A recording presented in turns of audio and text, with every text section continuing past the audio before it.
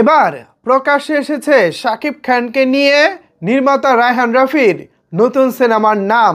বিস্তারিত জানতে একটি লাইক দিয়ে সম্পূর্ণ ভিডিওটি দেখতে থাকুন। পাশাপাশি ভিডিওটি বেশি বেশি করে শেয়ার করে সকলের মাঝে ছড়িয়ে দিন, সবাই যেন এই চমৎকার নিউজটি সম্পর্কে জানতে পারে।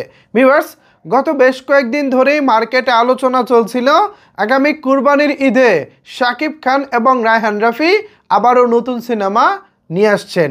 আজকে তার সত্যতা পাওয়া গেছে। এই দেখেন নিউজ কার্ড। দেশ রূপান্তর, আমাদের বাংলাদেশের অন্যতম জনপ্রিয় পত্রিকা দেশ রূপান্তর আজকে একটি নিউজ করেছে, আর এই নিউজের কার্ড হচ্ছে এইটা।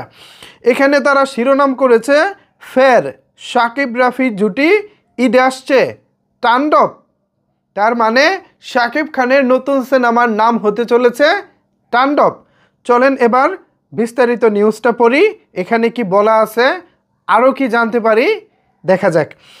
এখানে মূল নিউজে বলা হচ্ছে, গেল ঈদে শাকিব খান ও রায়হান রাফি জুটি হয়ে দর্শকদের উপহার দিয়েছেন তুফান, যা রীতিমতো তাণ্ডব ছড়িয়েছে দেশ ও দেশের বাইরে।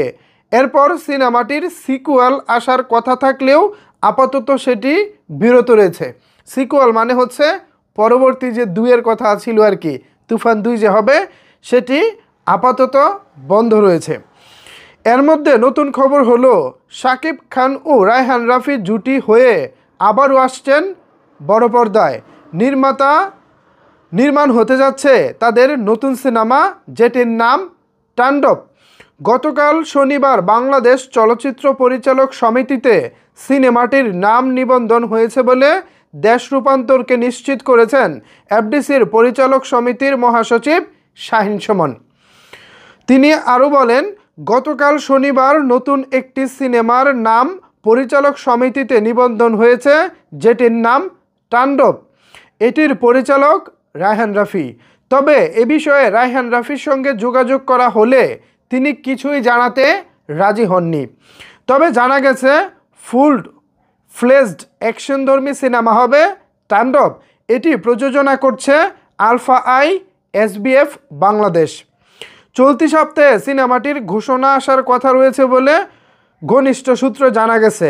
সিনেমাটি আসছে ঈদুল আজহায়, অর্থাৎ কুরবানির ঈদে প্রেক্ষাগৃহে মুক্তি পাবে।